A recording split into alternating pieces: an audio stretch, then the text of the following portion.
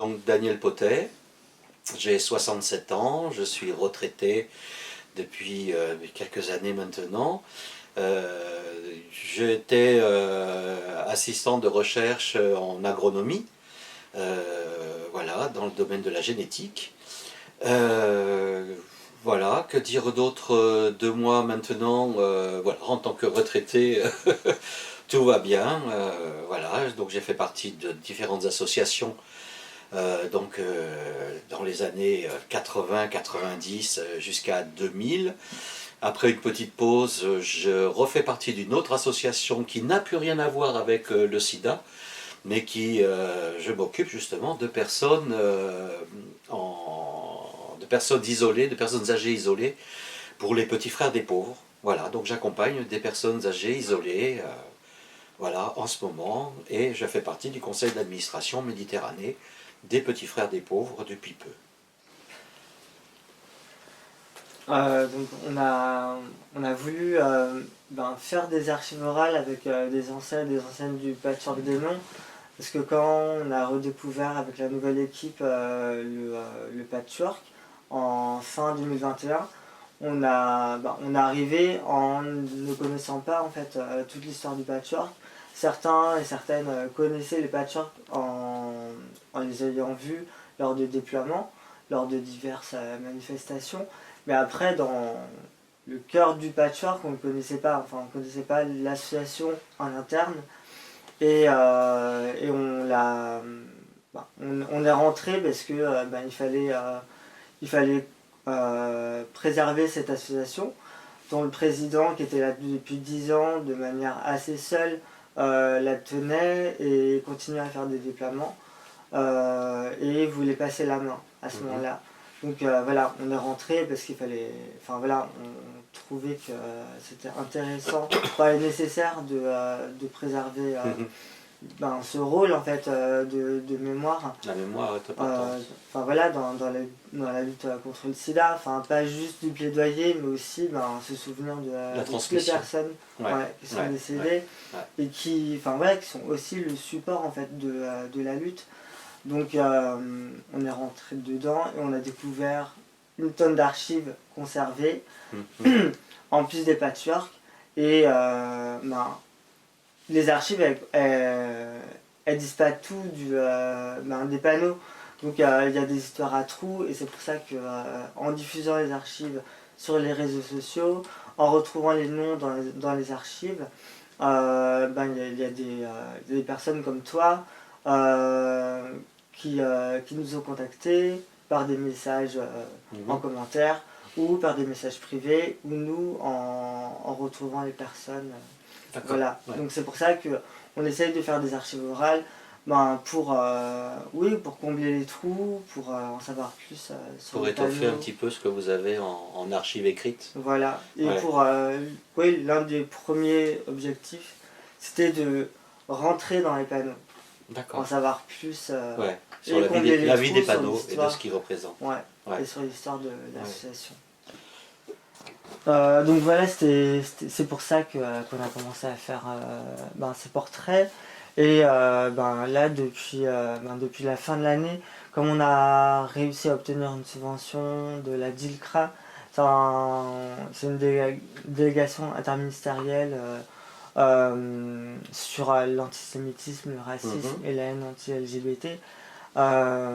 Donc on a réussi à obtenir cette subvention pour faire les voyages auprès des gens à qui on fait les interviews. D'accord, c'est bien. Ouais.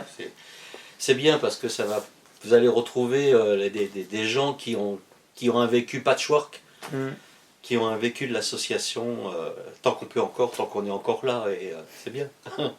Surtout que ça remonte quand même, comme je le disais tout à l'heure, à 40 ans. Pour moi, le début justement de l'initiation au patchwork, ça remonte il y a 40 ans. Voilà, donc à ma rencontre avec mon ami Luc à l'époque, il faut savoir que c'était les années 84, c'était l'époque où tu arrivais en province. Moi j'arrivais de Paris, tu arrives en province, tu es homosexuel, tu sais pas comment rencontrer les gens, tu peux pas. Et c'était l'époque du Minitel. Et grande innovation des rencontres au Minitel à l'époque, 83, 84, c'est comme ça que j'ai rencontré Luc. J'ai rencontré Luc sur une erreur de département. J'étais persuadé qu'il avait le département d'à côté, donc je me suis dit c'est chouette, il est pas loin. Ben, je me suis trompé, mais je me suis dit on a tellement discuté ensemble que en fait on s'est rencontrés. Un jour j'ai dit bon bah allez on va se rencontrer, et puis on a eu le coup de flash quand on s'est rencontrés en 80, 85. Voilà, et puis on ne s'est plus quitté jusqu'en 90.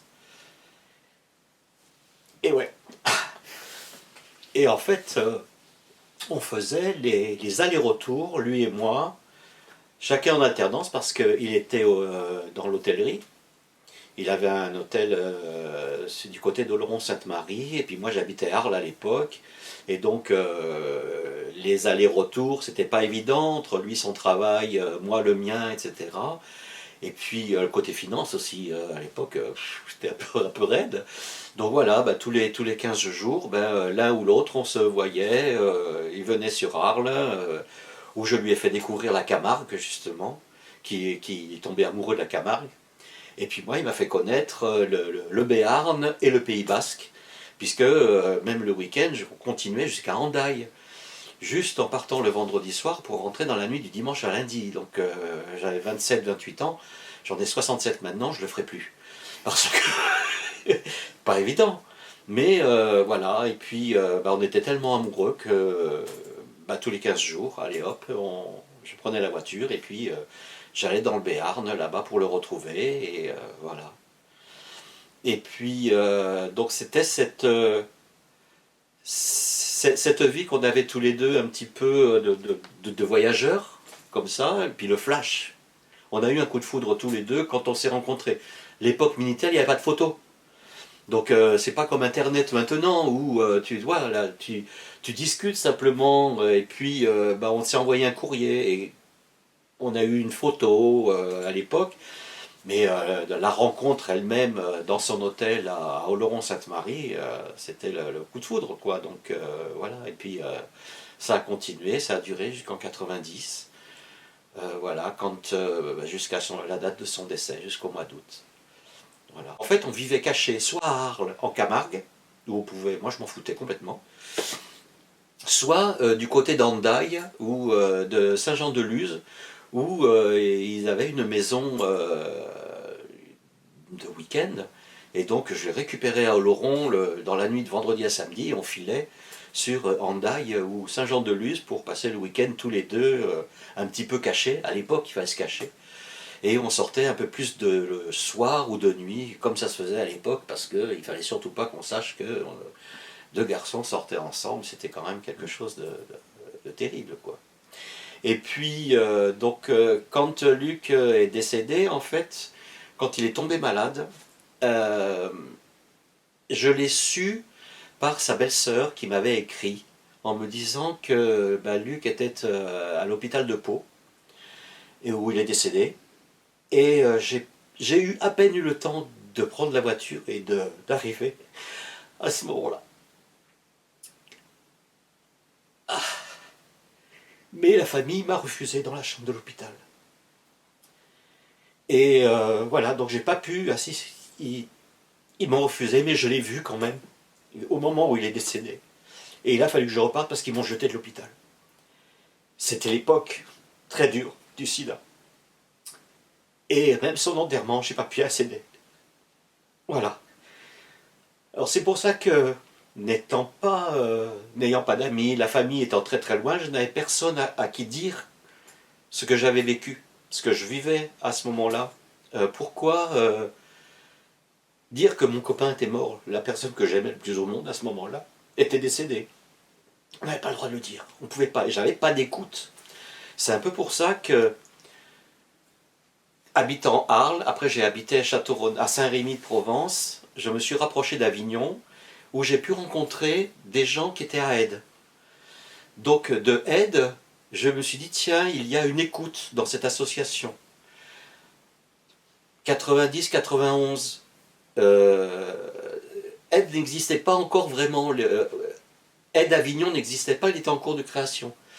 Donc j'ai rencontré le docteur Pivaro, Richard Pivaro, avec une bande de copains qui, en fait, se réunissait dans un appartement chez un des volontaires à Montfavet. Voilà, donc c'est un petit appartement, une bande de copains qui étaient là. Et puis voilà, Aide Avignon a été créé comme ça, au fur et à mesure. On a eu un petit local, un petit appartement que Richard a trouvé du côté de la place Crillon, un petit studio, où on avait enfin un numéro de téléphone où on pouvait nous joindre. Et ça, c'était important pour qu'on puisse nous contacter. Et donc c'était vers la place Crillon. Et puis petit à petit, il a réussi, comme il avait beaucoup de connaissances, on a pu avoir un autre local beaucoup plus grand, où on pouvait avoir enfin un espace pour pouvoir accueillir des gens, rue du Portail Magnanin, qui existe encore maintenant. Voilà, et donc c'est là où a été créé l'atelier du patchwork, puisque en étant volontaire de Aide, il y avait des relations entre les différentes équipes de Marseille, d'Aix-en-Provence, et c'est là où j'ai rencontré des personnes qui m'ont beaucoup marqué, qui m'ont parlé du patchwork. Donc à ce moment-là, comme j'avais une écoute au niveau de Aide, mais pas au niveau, quelque part au niveau du deuil, comment vivre mon deuil, comment exprimer ça. Et donc j'avais rencontré un garçon qui s'appelait Bruno Blanco, qui m'a énormément marqué. Et Bruno m'a dit, mais écoute, il existe à Marseille un atelier du patchwork des dons, et il m'a expliqué ce que c'était. Je ne savais pas ce que c'était que le patchwork des dons. Et il me dit, pourquoi tu ne pourrais pas créer un panneau pour Luc? J'ai dit, ouais, explique-moi comment ça se fait. Donc il m'a expliqué, et j'ai commencé à créer le panneau de Luc un peu à la maison. J'ai demandé ensuite à Richard, le responsable de Aide à Avignon, est-ce qu'on peut le faire ici?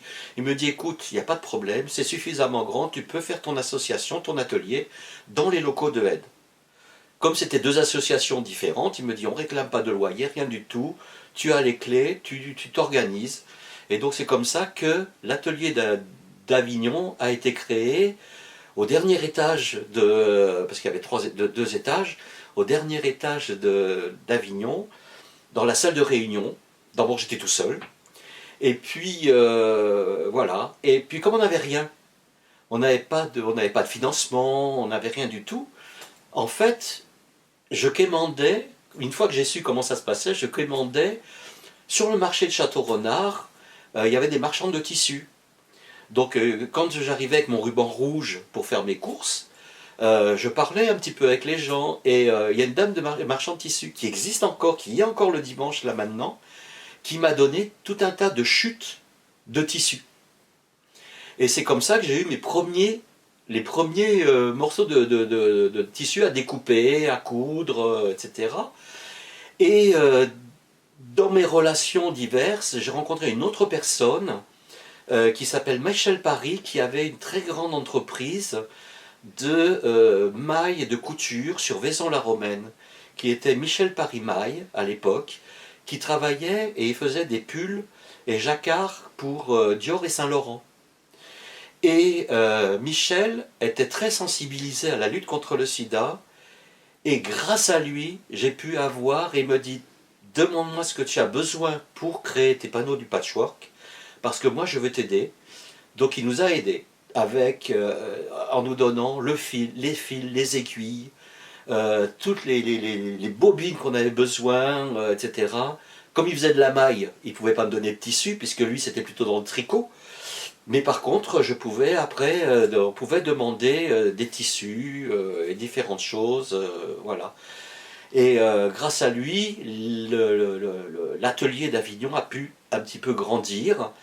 Et avec Aide, pourquoi Aide? Parce que il y a des personnes qui ont été suivies au sein de Aide et qui sont décédées pour certaines.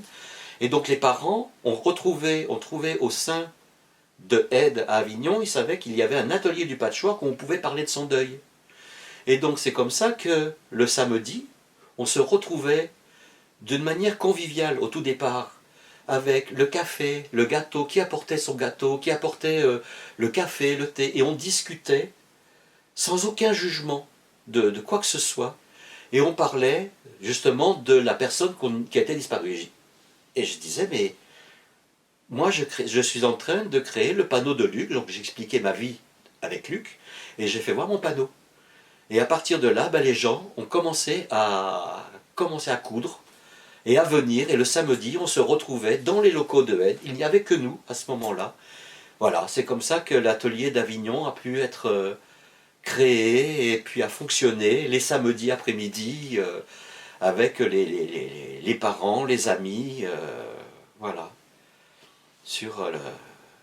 Et comment on pouvait, autour de ces panneaux, d'une manière conviviale, parler de son deuil, et ce qui a libéré beaucoup de paroles.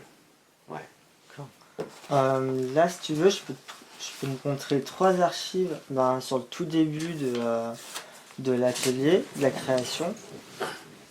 Il y en a une qui date de vraiment l'été 93, Ouais. où ils indiquent en fait qu'il y a différents ateliers qui ont été créés Nancy, en Strasbourg, région, Poitiers, ouais. et qu'il y a un projet de création d'ateliers à Août Avignon. 93. Ouais.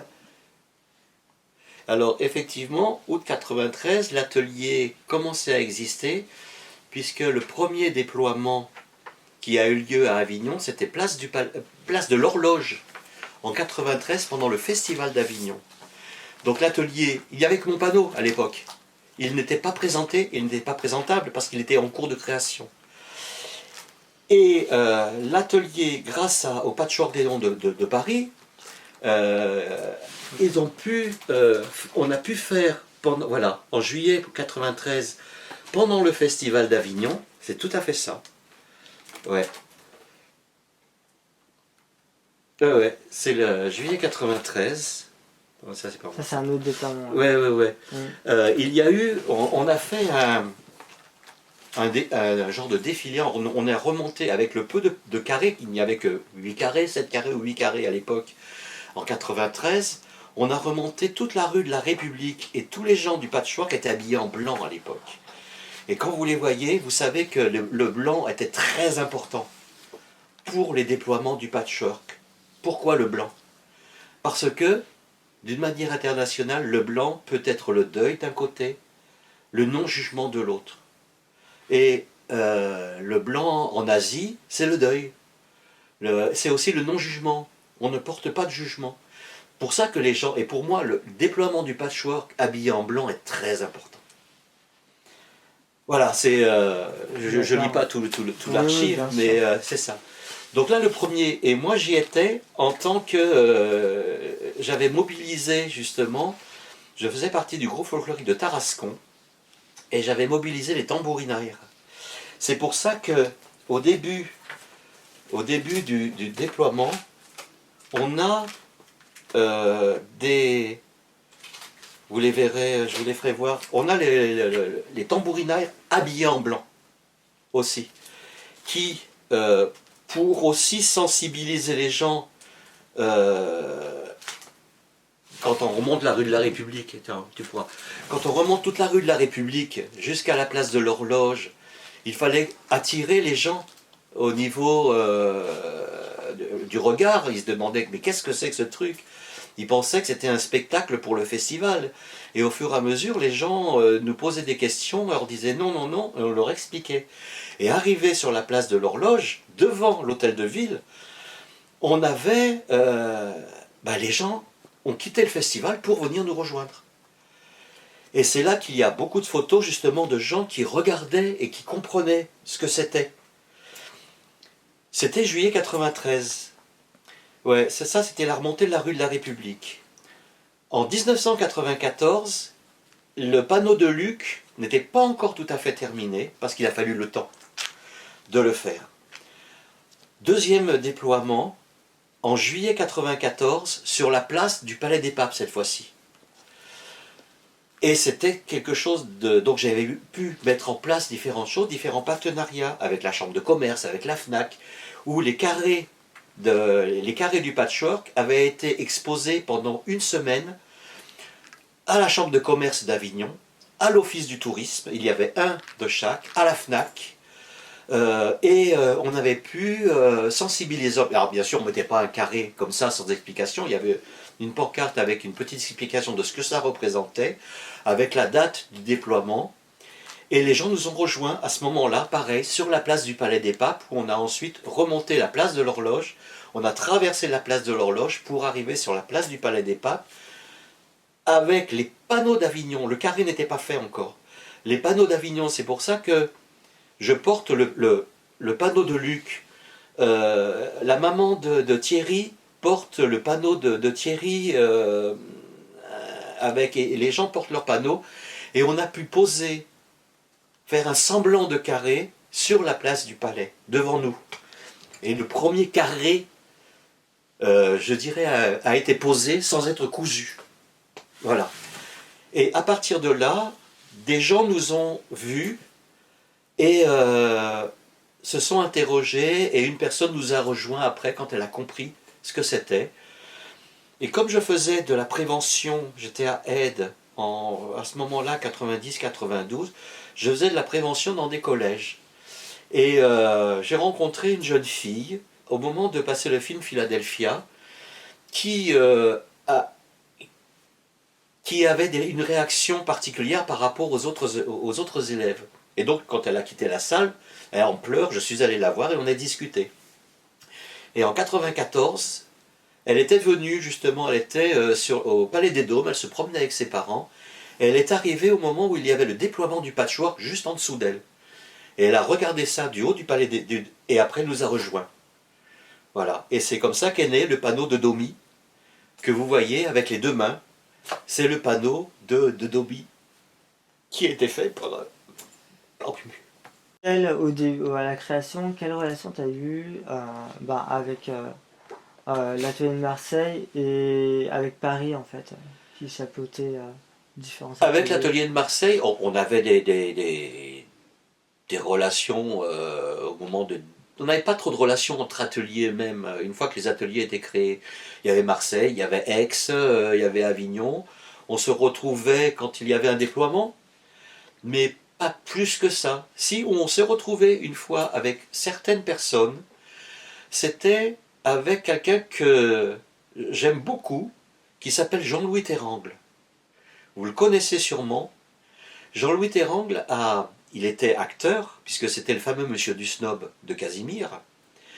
Et Jean-Louis Terrangle a créé, avec Marie de Henzel, une association de soutien de psychothérapeutique, ou je ne sais plus comment ça s'appelle exactement, je ne vais pas me tromper dans le nom. Et il faisait des ateliers de ressourcement le week-end.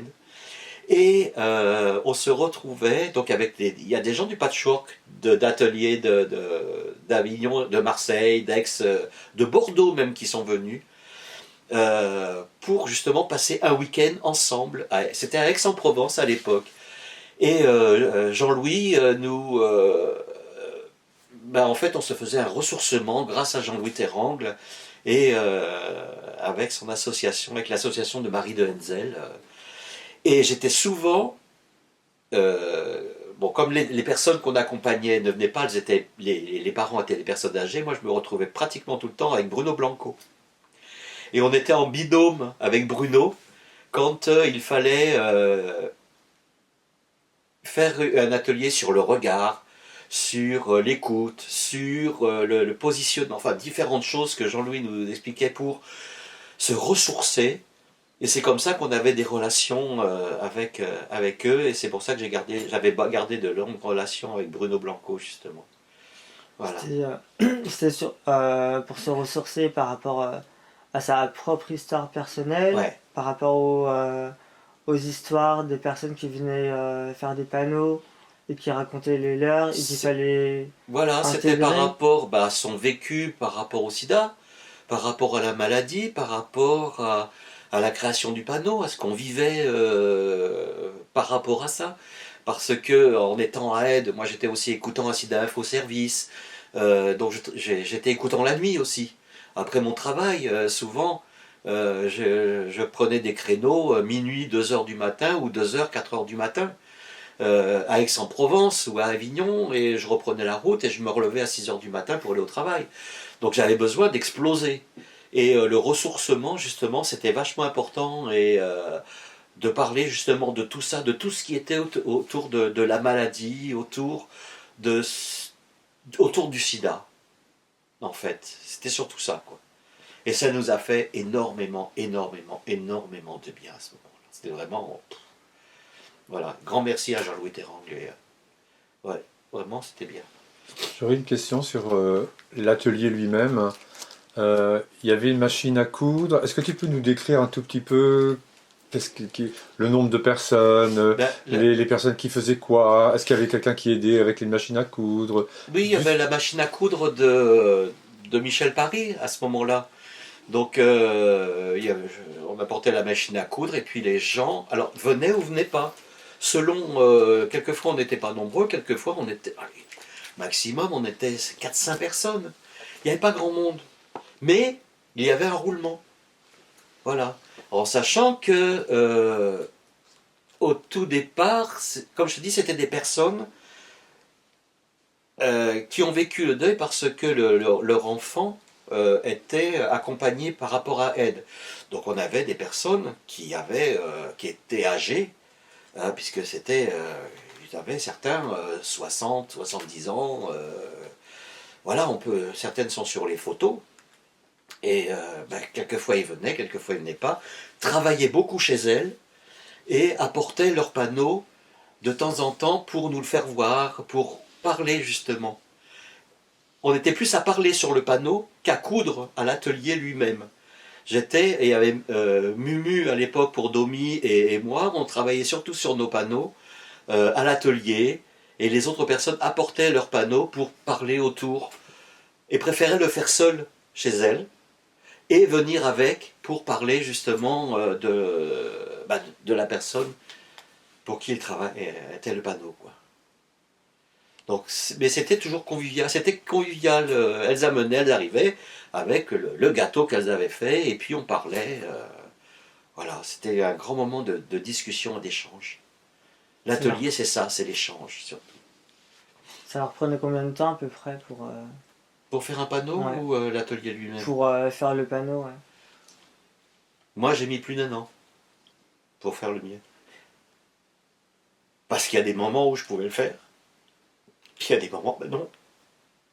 D'abord, pas le temps, et puis j'avais pas le cœur à le faire. Ou j'ouvrais le panneau, et puis je partais en larmes, c'était pas possible.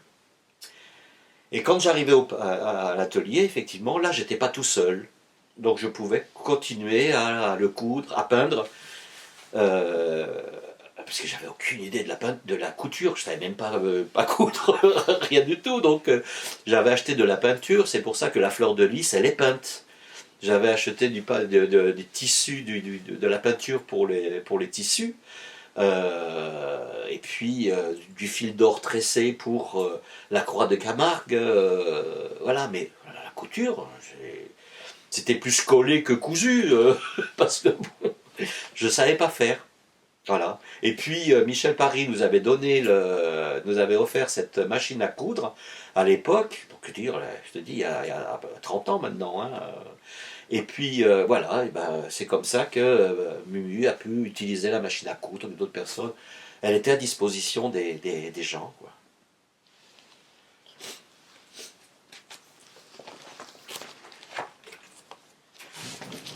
Je la reconnais, cette photo.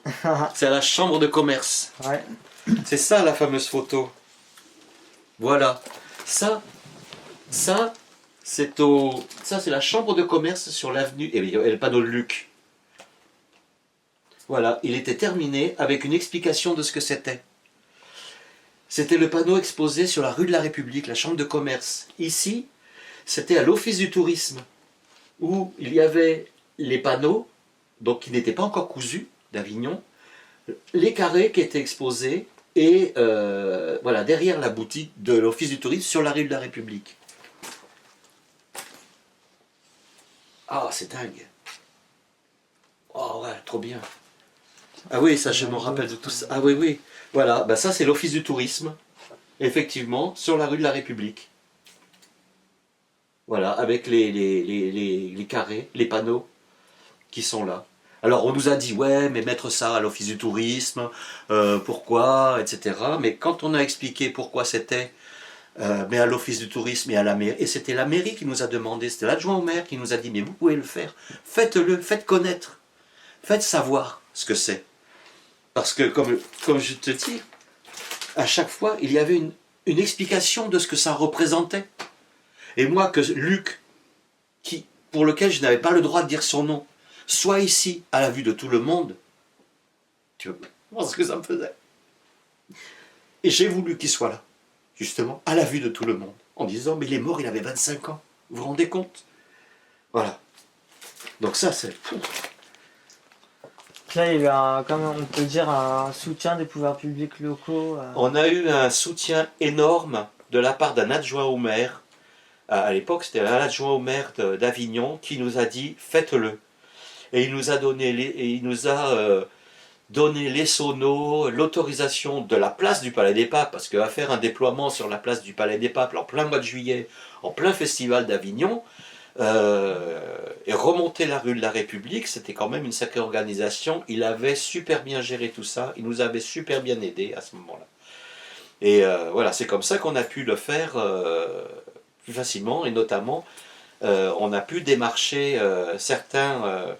même la FNAC, et quand je l'ai dit au discours de remerciement, alors je me suis fait huer, parce que il ne faut pas citer c'était comme ça. Au début, moi c'était mon premier déploiement, où je faisais un premier discours sur la lutte contre le sida, où je remerciais la Chambre de commerce, les partenaires et la FNAC qui nous ont permis de faire ce déploiement et d'exposer. Je peux te dire que je me suis fait huer, siffler sur la place du Palais des Papes. J'étais un peu coincé. J'étais vraiment pas bien. Il y avait Jane Birkin à côté de moi et elle me disait mais continue, continue. Et après j'ai entamé le discours et on a pu faire le déploiement normalement. Mais à l'époque ça passait pas. Pourquoi? On parlait de sponsors, de gens qui nous ont aidés. Voilà, il fallait parler que du sida, que de la maladie, que ça. Mais ils nous ont aidés ces gens-là, il fallait leur dire merci. Et moi, je trouve que c'était normal. Et Marie-Christine, c'est elle qui m'a dit, tu devrais dans ton discours dire merci. Je dis, moi j'ai écouté Marie-Christine à ce moment-là, et puis voilà. Lors de ce déploiement, il y avait des militants, enfin du milieu associatif, où il y avait Alors, que le patchwork, Aide, Avignon. il y avait Aide. Alors Aide, donc il y avait des gens qui venaient de Marseille, d'Aix-en-Provence. Il y avait le groupe folklorique de Tarascon qui est venu, parce qu'ils m'ont bien soutenu aussi. Une fois que je leur expliquais ce que c'était pas uniquement de venir avec les galoubets, les tambourins et de faire de la musique provençale, mais c'était d'accompagner justement un déploiement, etc. Ils ont bien compris ce que c'était et ils sont venus tous bien volontiers. D'autres associations à ce moment-là, je ne me rappelle pas en avoir vu. Non, je ne me rappelle pas en avoir vu. Alors, non, il n'y avait pas les sœurs, il n'y avait pas Act, tout ça. Non, je ne vois pas. Donc les sifflets, ça venait de la population par rapport aux marques? Non, ça venait des gens qui faisaient le déploiement. Ça venait des gens justement de différents en blanc, qui étaient autour des carrés prêts à déployer, qui préféraient déployer que d'entendre un discours de remerciement. Et ça m'avait énormément choqué. Tu vois, même 30 ans après, je ne comprends pas pourquoi. Mais bon, mais moi, il fallait que je leur dise merci, et puis voilà. Ce qui était normal pour moi. C'était pas uniquement... voilà. Ah oui, ça c'est le Palais des Papes, ça. Ouais. Ah oui, ouais. Bien sûr. Voilà, Marco. Mais tu te rends compte, avoir la place du Petit Palais, en plein mois de juillet, c'était génial. Parce qu'il y avait des spectacles de rue. Et voilà. Et à l'époque, Mumu était là-haut. Et il y avait, regarde, les gens qui venaient au festival d'Avignon. Et qui venaient assister au déploiement. Et ça, c'est mon bras. Ouais. C'est fou, ça. La Jane. Ah ouais. Ouais, quand même, il y avait, tu vois. Ben voilà, le carré d'Avignon qui était là. Ici. qui n'était pas cousu encore, mais il était au milieu. Alors après, il y a des gens qui... Mais je ne sais pas qui c'est. Monsieur qui parle là, je ne sais pas qui c'est à ce moment-là. Voilà, tiens, tu vois, je suis là, moi. On se dit, j'ai changé en 30 ans. Voilà. Et là, sur cette photo avec Jane Birkin et Jacques Hébert, j'étais en train d'expliquer, c'est là que j'expliquais ce que c'était, ce que représentait le panneau de Luc. Voilà. Avec la veste de pyjama de Serge Gainsbourg. Elle est trop... Ah, ça m'a fait un choc quand elle est décédée. Ah, c'est extra ces photos. Ben, vous allez retrouver un peu lorsque je vais vous donner aussi, vous allez compléter avec vos archives là. Et c'était le dernier déploiement qui a eu lieu à, je dirais, à Avignon et même dans le sud. Après, j'en ai plus vu. Après, tous les déploiements se faisaient à Paris ou dans la région parisienne. Est-ce que tu sais pourquoi? Non. Ben, il y a eu après, il y a eu la dissolution, si tu veux, de l'association, la dissolution des ateliers. Donc, l'atelier d'Avignon n'existait plus. Voilà, et après, tout se gérait de Paris. Et c'était très, très parisien. Et encore maintenant, c'est très parisien. Et ça me gêne parce que moi, il y a des fois, je monterais à Paris. Enfin, j'irais à un déploiement, parce que c'est encore là. Mais c'est parisien, quoi. Je veux dire, il y a la province. Il faut que un déploiement, tu vois, c'est... bon, c'est pas que parisien. Voilà, c'est tout. C'est sûr. Mais on essaye, on a été invité par plusieurs associations à faire des déploiements. Enfin voilà, il y en a eu à Nice, à à Nice. Marseille, Ouais. à Strasbourg. Bah, tu vois, là, comme je suis pas au courant de ce genre de choses, parce à que Nice, Lyon, ouais. Nice, je peux aller. Pourquoi ne pas faire un déploiement avec Fight Aid Monaco? Je sais que On vient de rentrer en contact avec eux. Stéphanie, essaye. c'est Stéphanie qui fait Ouais. ça. Ouais, elle est à fond là-dedans, tu vois. Et tous les ans, je vois sur Monaco, moi je regarde la télévision de Monégasque, et je vois qu'il y a le déploiement, et en plus, je crois qu'il y a la maison de vie à Gardanne, il me semble, quelque chose comme ça, où elle est, ou Carpentras, je sais plus où elle est exactement. Bon, elle vient de temps en temps dans le coin, donc effectivement... Ouais, on essaye de rentrer en contact avec eux. Avec Parce Fight qu'ils Aid. ont, Ouais. ils ont créé aussi plusieurs carrés. Ouais, Aussi. ouais, je sais. Donc, À l'époque voilà. où à Petit Monaco, à petit, il ne fallait pas en parler. Mm. Je sais que quand on donnait les chiffres du sida en France, etc., Monaco, c'était 0. À l'époque, on n'en parlait pas. Il n'y avait pas. Comme quoi, ça a vachement évolué. Et qu'elle a fait beaucoup, évoluer avec le prince Albert. Là, on a retrouvé des photos d'un déploiement d'Avignon de 96. T'en as pas de souvenir? Un déploiement? Ouais. Ah bah tiens, Bruno, il y a des Bruno, mais c'est pas un déploiement, ça.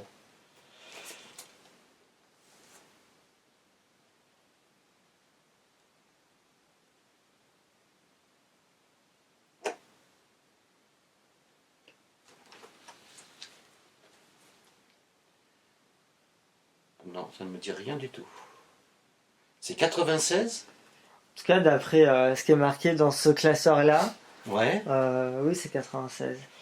Après, c'est pas nous qui avons écrit 96, donc on a retrouvé un classeur où ces images en noir et blanc sont classées par ville et par date et couvrent ces années 95, 96, je crois.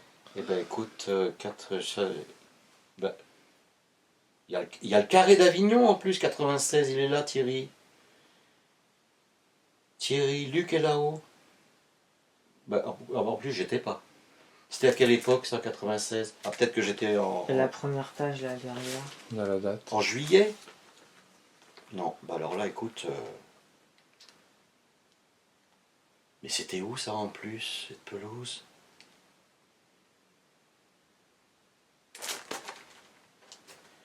C'était dans les jardins. Alors attends. attends, si je reconnais, si je vois la tour de la métropole d'Edo qui est derrière,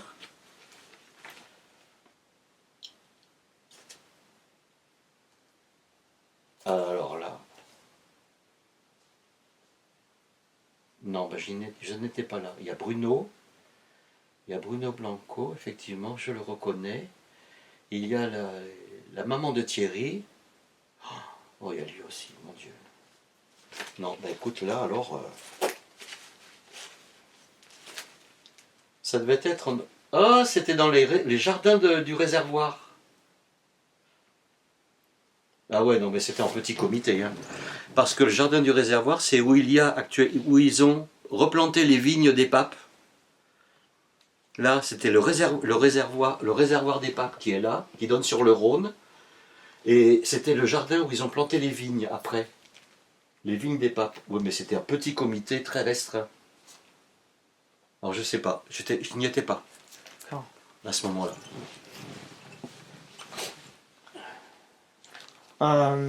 Après, on a retrouvé des archives de déploiement à l'extérieur d'Avignon, fait par l'atelier, notamment à Arles. À Arles? Ouais, en 97. Ah oui, mais alors ça, je vais te dire 96-97, c'est quand les ateliers n'existaient plus. D'accord. Parce que moi, j'ai quitté, il n'y avait plus d'activité. Donc c'était vraiment une décision parisienne, ou je dirais parisienne, du patchwork de Paris, mais l'atelier d'Avignon 96 n'existait plus. C'est dû à quoi? Parce qu'en fait, c'était dû au fait que le patchwork des Noms avait décidé que les ateliers n'avaient plus de fonction, puisqu'on n'avait plus de création de panneaux, plus personne venait à ce moment-là. Et puis, donc, il n'y avait plus de réunions. Et là, j'ai perdu contact là, à ce moment-là, 96, 97. Et moi, j'ai arrêté 2000. J'avais arrêté Aide, le patchwork, etc. Voilà. Donc c'est peut-être pour ça que je n'étais pas au courant de ce qui s'est passé à côté, puisque c'était une décision, de Paris, de déploiement. Et à Arles, c'était où alors? Ah, il y a eu un déploiement à Arles. Effectivement, à côté de la salle des fêtes. Là, c'est un compte rendu de CA 96. Et dans c'est derrière. Josiane Génin, Bayonne, mais oui. Ouais. Voilà, tu vois, absent. Daniel Potet, excusez. C'est la dernière page où il y a un paragraphe sur Avignon avec un projet de déploiement.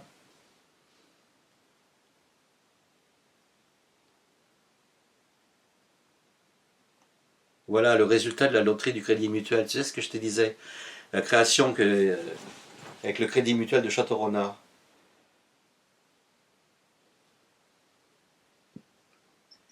Valréas, Arles, Saint-Rémy, 3 déploiements, mais Valréas n'a pas eu lieu, Arles peut-être, Saint-Rémy n'a pas eu lieu. Il est remis en cause le fait d'un paiement de loyer à l'association Aide pour l'hébergement et cet atelier. C'est-à-dire que Aide ne m'a jamais réclamé de loyer, et Richard Pivaro m'a dit ben non, il n'y a pas de raison que tu payes. Nous, on ne veut pas que le patchwork paye un loyer. Voilà, donc on était hébergé à titre gracieux. Voilà. Mais effectivement, Arles, il me semble qu'il y a eu un déploiement à Arles, mais je n'y étais pas, c'était sur le boulevard des Lys. À côté du boulevard des Lys, une petite place exiguë, rikiki. Il n'y avait pas grand-chose. Là, ça date de 97, il parle d'un déploiement à Arles. Ouais. Place de la République, ouais.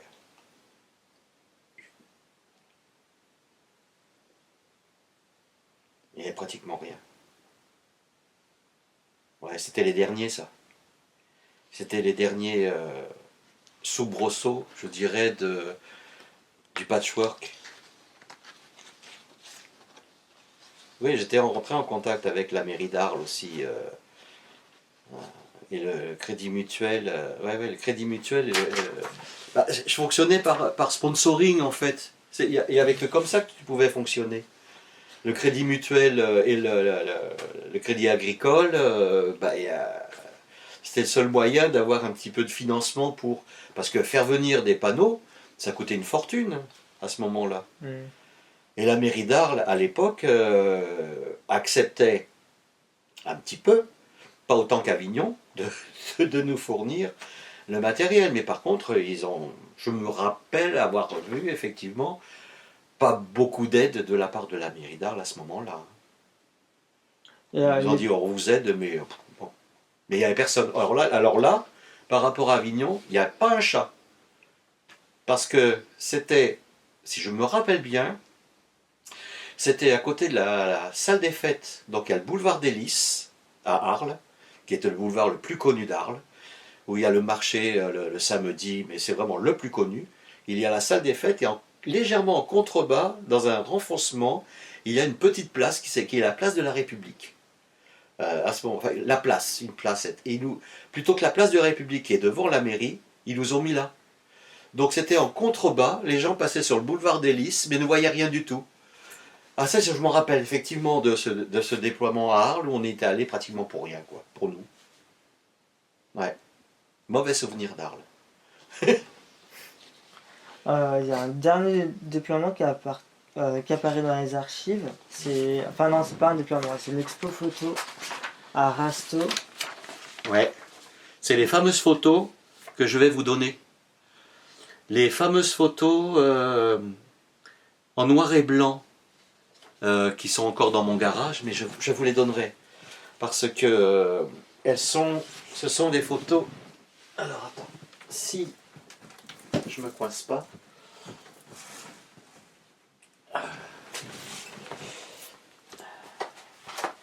Qui sont de ce format-là. Ça c'est Jen. Donc elles sont toutes ouvertes comme ça. Voilà. Ah oui, c'est ouvert. Elles sont ouvertes. Donc ça veut dire que tu les as conservées depuis l'exposition, tu les as conservées dans leur encadrement. Conservées dans l'encadrement parce qu'on pouvait les accrocher sur des grilles et c'est comme ça que l'exposition se faisait. Voilà. Ça c'est Palais des Papes. Donc c'est ce format-là. Mais je vous dis, elles sont, comme on a fait un déménagement, elles sont encore dans le... Mais je les enverrai. Je trouverai un moment où je vous les porterai, ou je monterai à Paris, je vous les apporterai à ce moment-là. Et donc à Rasteau, ouais. Alors Rasteau, c'est pas loin de l'enclave des Papes. À l'époque, en présence du maire, oui, le maire de Rasteau, parce qu'on faisait de la prévention là-haut.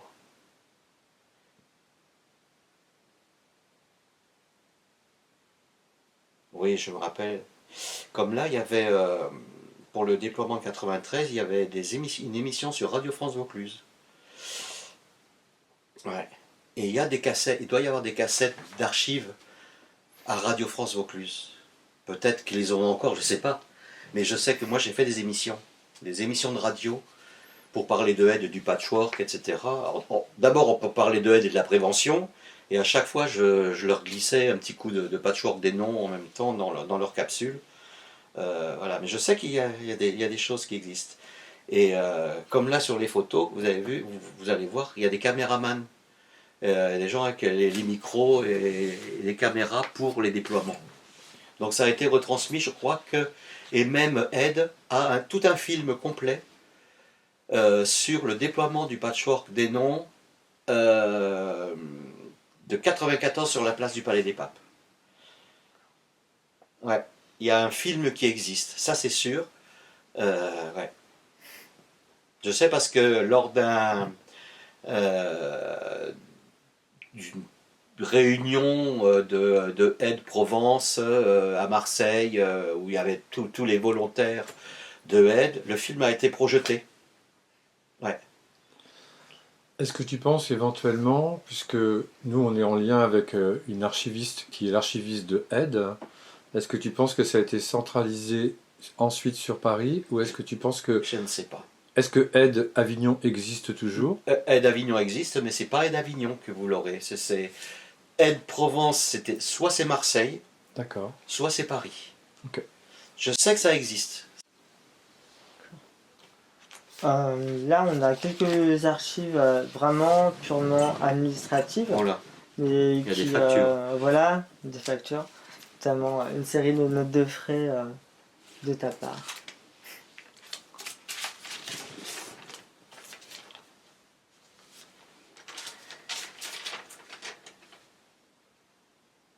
Eh oui. 94, dis donc. Je sais même pas ce que c'est, ça, par contre. Bah ouais, c'est bien. Le petit déjeuner. Ah oui, Crédit Mutuel. Mais 2240, ça m'étonne que c'est moi qui ai payé ça. On n'avait pas autant d'argent. Alors là, ah, c'est bien que vous ayez retrouvé ce genre de truc. Oui, je te dis, c'est pour ça que j'avais créé ce compte. Alors que en plus, j'avais pas le droit. J'avais pas le droit de créer ce compte parce que c'était Paris qui centralisait ça. Donc c'est pour ça j'avais créé ce compte au Crédit Mutuel qui organisait des lotos pour essayer d'avoir de l'argent. Comment tu voulais faire vivre un atelier si tu pouvais pas. Mais effectivement, Paris Photo. Paris payait pas du matériel du tout? Je me rappelle pas, mais très souvent c'était moi qui devais. Tu vois, il y a même le numéro des chèques avec la signature dessus. Voilà, le bistrot d'Avignon. Ouais, c'est là où on a. Voilà, c'est les consommations. 127 personnes. Tu vois? Ah ouais. Je me rappelais plus que c'était le bistrot d'Avignon. Mais oui, non, mais c'est bien. Ben, ça fait partie de la vie. Mais effectivement, si j'avais créé ce compte mutuel, c'est que je me faisais un peu taper sur les doigts aussi, parce qu'on n'avait pas le droit. Vu que j'étais un atelier et pas une association. Donc j'étais un peu borderline. Hein. Mais comment tu veux faire? Comment tu veux faire vivre un atelier d'une association? Eh ben, il fallait bien que je fasse semblant de demander des subventions, enfin que je fasse semblant que je demande des subventions, mais si j'avais pas le droit, ben alors pas le droit du tout. Et puis jusqu'au moment où on m'a dit non, t'as pas le droit là, donc j'ai arrêté. Eh oui. Oui, ça c'est le film plastique pour recouvrir, je me rappelle, le film spécial Grand Abri, c'était le film plastique qui nous permettait de recouvrir, comme la place n'était pas propre, donc on avait mis un plastique sur la place du Palais des Papes, la place pour justement ne pas salir les carrés. À la rue Mazan. Ah, je me rappelais même plus du nom de la rue. Ouais, c'est rue Mazan. Mais ça, c'était Aide, ça. Pas toujours des noms Aide. Ouais, voilà les sous-verts. Pour les photos. C'est les photos noir et blanc.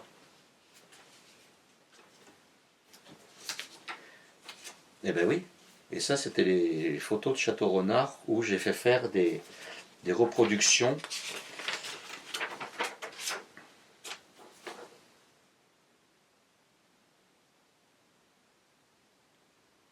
Ah oui. C'est bien de garder ça. Mais tu vois. Ah ouais, non, mais alors le compte en banque, pas le droit de l'avoir. Hein. Et là, je me suis fait taper sur les doigts parce que justement, on m'a dit que j'étais complètement borderline et que je n'avais pas le droit d'avoir un compte pour le patchwork des noms. Vu que normalement, c'est Paris qui devait tout payer, mais ceux qui payaient rien. Parce que, quand je dis, comment tu veux qu'on vive? Comment tu veux qu'on fasse fonctionner un... Moi, je veux bien donner de moi. J'ai fait des trucs de moi-même. Mais après, il fallait bien que... Quand on regarde, on voit que à Paris, en tout cas, ils touchaient des subventions à un moment donné, de subventions importantes, Ouais. mais pendant un moment assez court. Ouais. Donc ça signifie que c'était pas pour les actions des ateliers hors de Paris, alors, c'est ça? Bah, Je sais plus. Alors, je me rappelle pas de ça, D'accord. mais je sais que ça leur permettait de payer, parce que moi, ça, je ne les payais pas, les transports des carrés. D'accord. Les transporteurs, je ne les payais pas. Aide en a payé. Je sais que Richard Pivaro m'avait dit un jour que Aide avait payé une partie, alors toute ou partie, pour le déploiement d'Avignon. D'accord. Voilà. et on les réceptionnait rue du Portail Magnanin, sur des palettes, etc. Parce que ça coûtait une fortune. Mais je ne me rappelle pas que Paris nous ait payé quoi que ce soit. C'était même l'armoire, du patchwork, je crois qu'on nous les a pour mettre. C'était un sponsoring, quoi, comme on dit. Voilà, quoi, disons. Voilà, la plupart des choses, c'était ça. Voilà, il y a un document comptable qui est lié à la subvention reçue par le patchwork, de la Subvention DGS de la FEL. et de la FLS. Et en bas, il y a l'atelier d'Avignon, certaines dépenses. 5 machines à coudre. Ah ouais? Il n'y en a jamais eu 5 machines à coudre. Alors ça, c'est pas possible. C'est pas possible parce que la seule machine à coudre qu'on a eue, c'était celle de la machine à coudre de Michel Parimaille. Ça, c'est clair. 5 machines à coudre, non, les 3002, non, pas du tout. Alors ça, c'est pas vrai.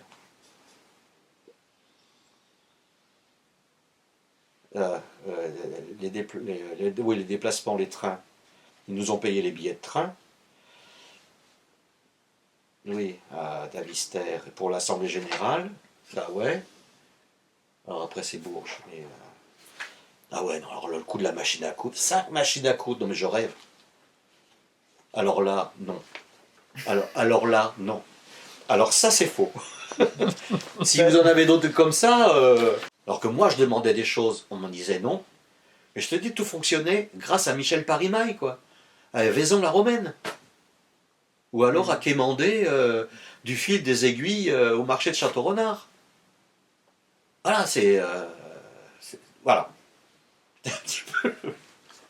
Là, il y a une dernière archive. Enfin voilà. Me dis pas qu'il y a encore des machines à coudre. Non, non. En fait, là, c'est une série de courriers entre Marie-Christine Courtoison et un photographe, Franck Vacher. Ouais. L'échange commence à partir de la dernière page. C'est à partir oui, sur les photos. d'un Avignon. Ouais. D'un déploiement à Avignon. Ouais, les photos en noir et blanc, où il y a Jane Birkin sûrement. Ouais, c'était lui. C'est la dernière page, ça commence. Oula. Après, faut remonter.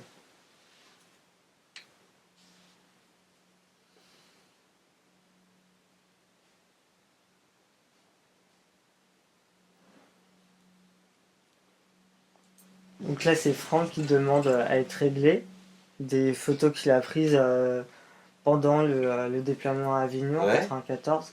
Et ensuite, elle a un courrier de Marie-Christine. Et c'est à rebours hein, qu'il faut remonter.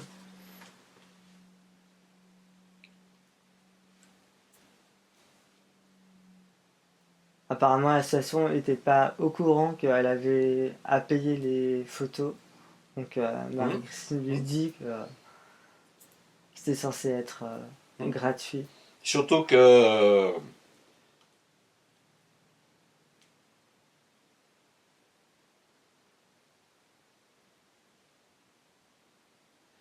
ouais, moi je me rappelle pas trop de cette histoire, mais je te dis, tout se faisait à partir de Marie-Christine et de Paris, quoi. Même si tu prenais les contacts sur place, après, bah, tu n'étais plus trop tenu au courant de ce qui se passait. Alors c'est bien d'avoir mon nom quelque part, hein. J'ai pris contact avec monsieur Daniel Potet, ok, mais bon, après c'est la cuisine parisienne, ça. Ça fait partie des choses pas très claires au niveau du patchwork et des choses qui ont un petit peu fait exploser aussi l'association et les ateliers. C'est pour ça qu'il y a certaines photos où il y a les tampons, reproduction interdite et des choses comme ça. Toi, je savais même pas que c'était en Sauveterre. Ouais. Après, finalement, là, le photographe accepte de céder ses droits. Enfin, voilà, à titre gracieux. À titre gracieux, ouais. Pour l'utilisation des photos par l'association. Oui, mais ça, moi, je ne l'ai jamais su, ce genre de choses. Toi, ça s'est resté là-haut, quoi. Moi, j'ai toujours des photos avec reproduction interdite ou droit de... Je ne sais même pas si c'est sur celle-là ou... ou sur les photos noir et blanc. Je sais qu'il y en a certaines avec des tampons rouges dessus. on n'a pas le droit de les utiliser. Donc bon, voilà quoi. Droit d'auteur. Et là, enfin voilà, les, euh, les archives qu'on a vues autour des déploiements ou expos de 96-97, ça arrive en fait juste avant ou aux prémices en fait du redressement judiciaire de l'association, qui a duré de 97 à 98. Et enfin, toi, pendant cette période-là, J'y étais plus. tu n'étais plus, t'étais au courant que la station était en redressement ou pas? Alors, on était au courant du bouche à oreille, mais pas plus que ça, parce que l'atelier lui-même n'existait plus en tant que tel. Il n'y avait plus d'atelier. Donc moi, j'y étais. Il y a beaucoup de choses, j'étais pas tenu au courant. J'étais plus tenu au courant de l'instant où on ne faisait plus de rencontres au sein de l'atelier, où il n'y avait plus de relation entre Paris et Avignon, puisque l'atelier était fini. Et je me demande si c'est pas à cette époque-là que j'ai arrêté le compte bancaire, parce qu'il n'y avait plus de raison d'être. Et on m'a demandé d'envoyer l'argent à Paris. Le peu qu'il y avait sur le compte de Château-Renard, enfin de l'atelier, comme il ne fonctionnait plus, il va y avoir dans les papiers quelque chose comme quoi il y avait une rétrocession de l'argent à Paris. Même s'il n'y avait pas grand-chose, hein, parce qu'on vivait de rien. Mais voilà. Mais là, vous allez, si dans les tonnes d'archives que vous avez, il doit y avoir un truc comme ça. Je sais que j'avais plus rien, que j'avais clôturé le compte. D'abord parce que je m'étais fait engueuler, et puis parce qu'il y avait le truc et l'atelier ne fonctionnait plus, il n'avait plus de raison d'être, donc j'avais plus de raison d'avoir de l'argent. Et quand moi j'ai complètement tout terminé, c'était 99, j'ai arrêté Aide, j'ai quitté l'association, le patchwork n'existait plus. Ouais, 96, 97, vraiment, mon adresse c'était à Château-Renard et puis à Avignon. Donc là, après ce qui s'était passé derrière, après, c'était du parisien. Après, enfin, à la fin des années 90, est-ce que t'as assisté à des déploiements ou pas? À partir de quand? À la fin des années 90, enfin, justement 97, 99. À 97, non, moi je te dis, j'ai pu participer, c'était peut-être Arles, c'était une catastrophe, où c'était vraiment entre nous, on a déployé les carrés, les quelques carrés, il n'y a même pas la totalité, vers le boulevard des Lys, mais après, il n'y avait plus rien du tout, et on n'était même pas, j'étais même pas au courant des déploiements qui ont eu lieu ailleurs. D'accord. Non, Parce que là, dans les archives qu'on a trouvées, malgré la procédure de redressement judiciaire, il y a eu quelques déploiements qui se sont déroulés en 97, 98, un tout petit peu 99. Après, mais où ça? là, je sais plus, mais un peu partout quand même en France. Ces 3 années-là, il y a eu ouais, quelques Non, après, déploiements. non, je n'ai pas participé. Moi, donc, on a participé à Avignon, Arles, Avignon, les deux à Avignon, Arles, la Tour Eiffel. Pas beaucoup de déploiements, même Marseille, je n'y étais pas. Et je ne sais plus en quelle année c'était même avant la création d'Avignon. Ouais, non, il n'y avait pas. Non, vraiment dans le coin, proche d'Avignon. Après, si c'était Nice, Toulon ou autre, c'était trop loin. Et puis moi, je travaillais à l'époque aussi, c'était peut-être pas forcément facile de me déplacer aussi à des endroits. Mais on n'a pas toujours été tenu au courant, et ça, c'est le gros problème. Tenu au courant, même comment je pouvais, en n'étant pas au courant, informer les membres de l'atelier de ce qui se faisait, parce qu'on me posait des questions aussi, parce que les gens voulaient participer à des déploiements. Mais je dis, mais moi je suis pas au courant. Je ne peux pas vous dire, je ne sais pas. On ne pouvait rien dire à ce moment-là. C'est vrai qu'il y avait une certaine omerta sur certaines activités qui se faisaient au niveau de la direction Patchwork, hein, de l'association. Ça, je balance, mais c'était la réalité. Hein. Il y a eu des gros clashs hein, à ce niveau-là.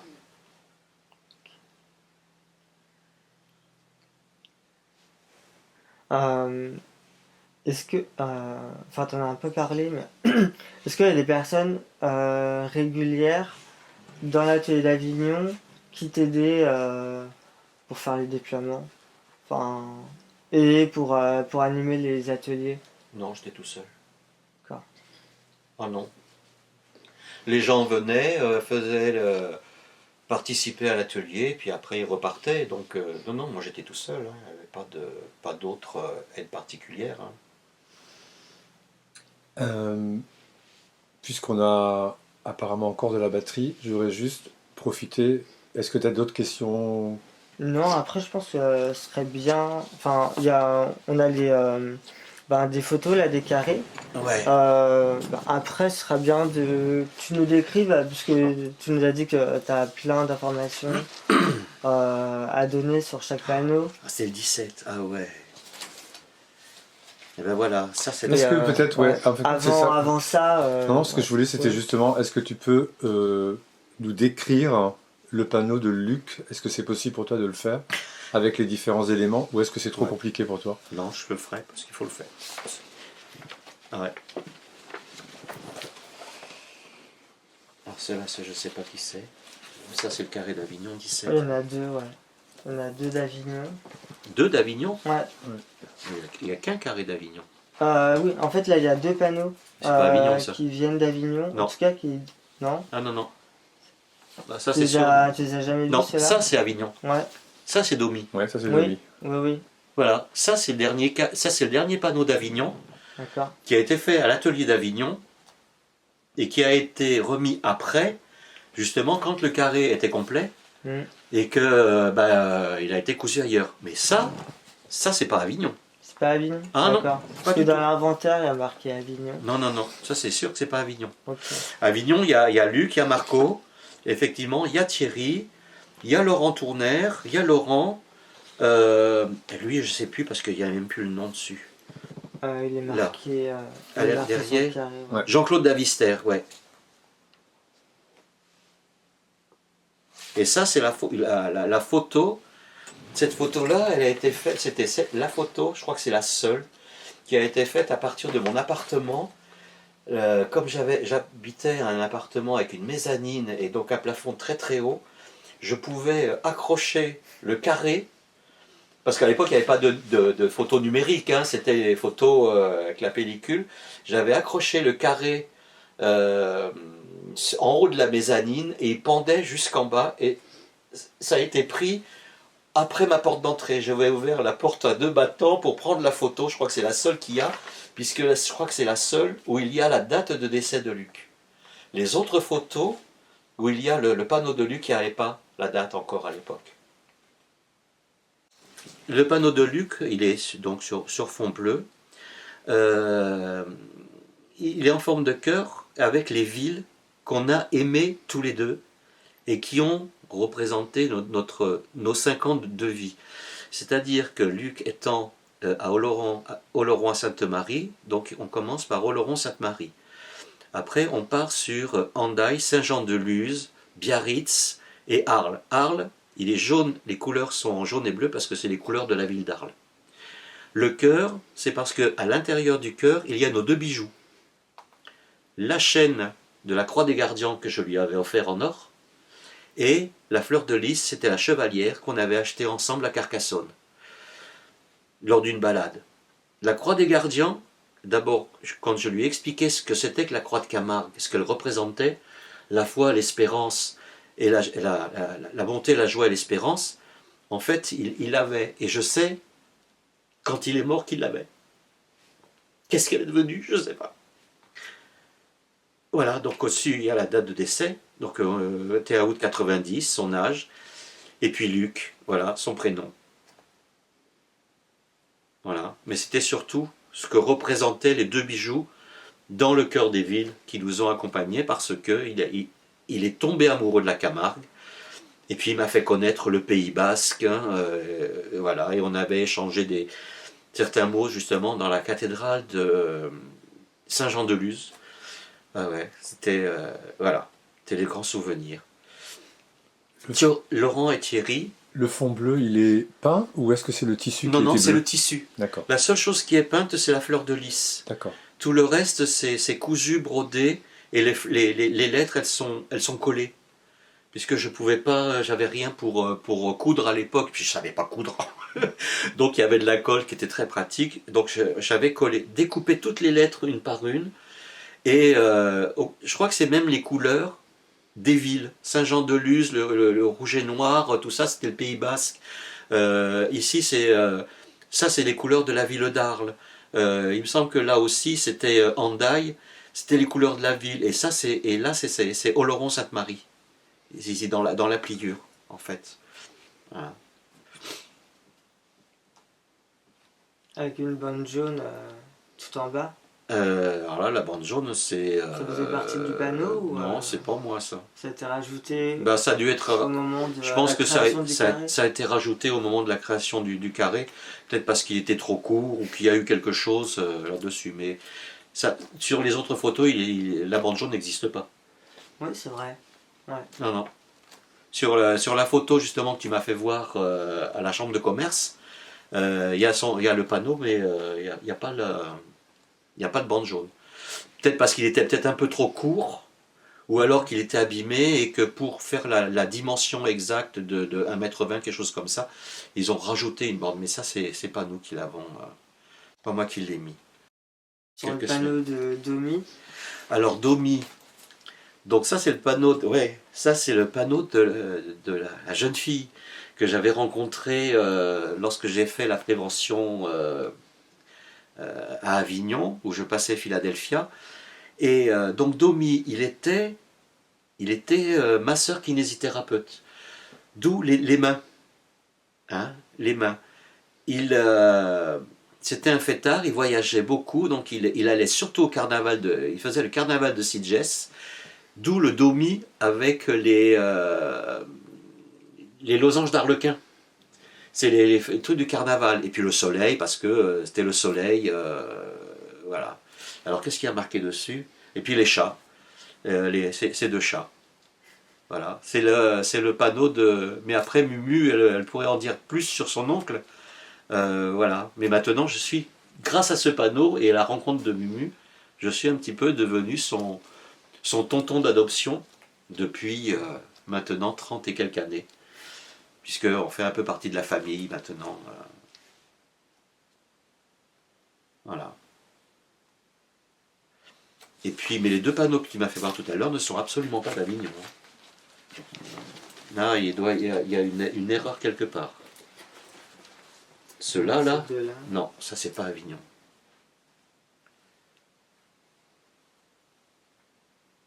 Puis il n'y a pas de nom dessus. Ah non, non, non. Parce qu'on l'a encore, on l'a vu à un atelier récemment. Ouais. Et non, il n'y a pas de nom. Non. Enfin si, sur celui-là, je crois que c'est un nom de femme. Il y a des choses qui sont marquées. Ouais. C'est celui-là Celui-là, Patricia. Patricia, ouais, je crois qu'il est marqué dessus. Non. Patricia et Michel B. Non. Alors ça, c'est non. Ça, c'est sûr. Ou alors, ils ont été faits, ils ont été envoyés. Il y a les dates 95, non. Ça, c'est pas Avignon.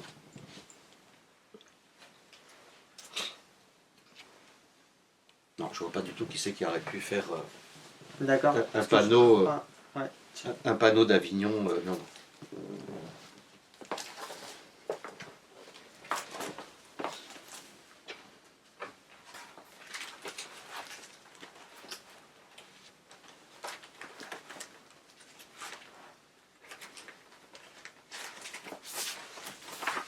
Là, c'est un rapport d'activité de Carré 95. 17. Oui. Ouais. Alors, carré 17. Ouais, c'est celui-là. C'est le 32.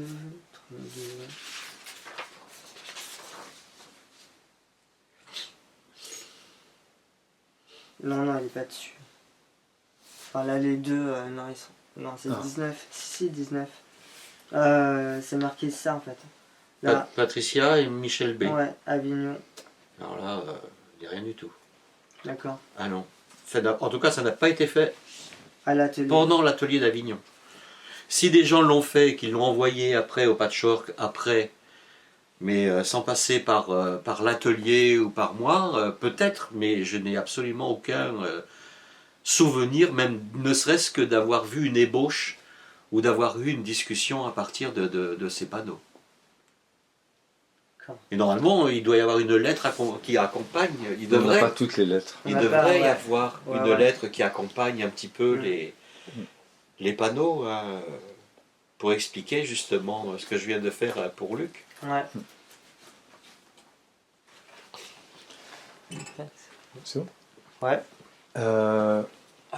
Daniel, est-ce que tu souhaiterais ajouter quelque chose dont on n'a pas parlé, de questions qu'on n'a pas abordées avec les archives, quelque chose que tu aimerais ajouter à ton portrait? Que je suis très déçu de la disparition du carré. Et d'en parler. Très déçu de... Vas-y, continue. Très déçu de la disparition du carré. Pour moi, c'est une deuxième disparition de Luc. C'est quelque chose que j'en veux un petit peu au patchwork des noms, justement, d'avoir perdu, de ne pas avoir suivi ça. Et j'aimerais beaucoup que, quelque part, que ce panneau alors, puisse revenir, être recréé à partir des photos. Même quitte à ce que j'aille à Paris, donner un coup de main de temps en temps, expliquer. Mais dans l'esprit du panneau de Luc, pour qu'il puisse de nouveau être au grand jour et dire qu'il participe à la lutte contre le sida, voilà, qu'il était là et qu'il restera toujours là, quoi. Pour moi, il est mort une deuxième fois, c'est pas possible.